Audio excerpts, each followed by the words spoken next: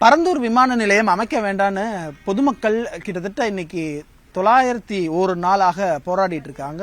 10வது நாள் 910வது நாளா போராடிட்டு இருக்காங்க.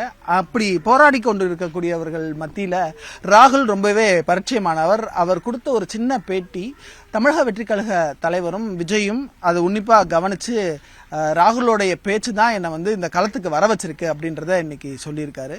ராகுல் நம்ம கூட இருக்காரு. என்ன ராகுல், விஜய் என்ன சொன்னாரு பாத்தீங்களா? பார்த்தேன். ரொம்ப அழகா பேட்டி கொடுத்துக்கிறேன். இன்னும் எதற்காக பேட்டி கொடுத்துங்கிறாரு, இந்த மாதிரி இந்த ஊர் எங்களுக்கு வேணும் அப்படின்னு சொல்லி பேட்டி. சரி உங்க கூட இருந்து நான் இது பள்ளி எல்லாத்தையும் நான் உங்க கூட இருந்து துணையா இருக்கிறேன் அப்படின்னு சொல்லி சொன்னார். ஸோ உங்களுக்கு இந்த ஊர் ரொம்ப முக்கியம் அப்படின்றத விஜய் சாரை பார்த்து சொல்லியிருக்கிறீங்க. அவரும் அதை இன்னைக்கு மறுபடியும் பார்த்து பேசுனீங்களா? என்ன சொன்னாரு? அது அவரு சரி உங்க கூட துணையா இருந்து நான் இந்த ஏர்போர்ட் வராம பாத்துக்கிறேன்னு சொல்லி சொன்னார்.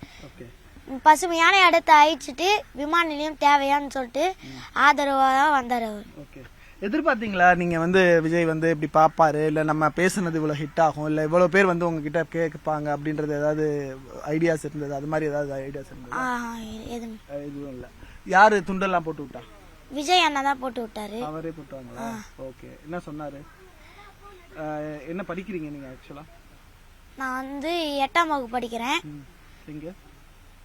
ஏகனாபுரத்து ஊராட்சி ஒன்றிய நடுநிலை பள்ளியில். ஓகே. ஸோ இப்போ நீங்க 910 நாளா போராடிட்டு இருக்கிறீங்க. போராட்டத்துல நிறைய பேர் வந்திருப்பாங்க.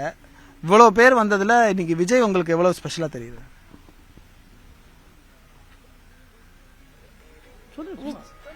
உங்களுக்கு எவ்வளவு ஸ்பெஷலா தெரியுறாரு? எனக்கு ரொம்ப ஸ்பெஷலா தான் தெரியும். ஓகே.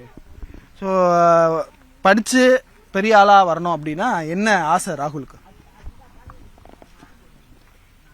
நாங்க படிச்சு பெரிய ஆள் ஆகுறதுக்கு நான் போலீஸ். என்ன ரீசன், என்ன காரணம் போலீஸா வரணுன்றதுக்கு? என்ன காரணம்? ஏதாவது காரணம் இருக்கா? காரணம் இல்ல, போலீஸா வரணுன்றதா ஆசை. ஓகே.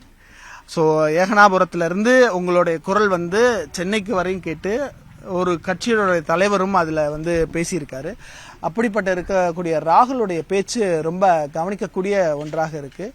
தொடர்ச்சியாக அவங்க போராட்ட களம் இந்த ஊரை பொறுத்தவரை இந்த ஊர்லயும் அதோடைய உயிர்ப்பு ரொம்ப அதிகமாகவே இருக்குன்றத நம்மளால பார்க்க முடியுது. ஒளிப்பதிவாளர் சேகருடன் நியூஸ் 18 தமிழ்நாடு செய்திகளுக்காக சுபாஷ் பிரபு.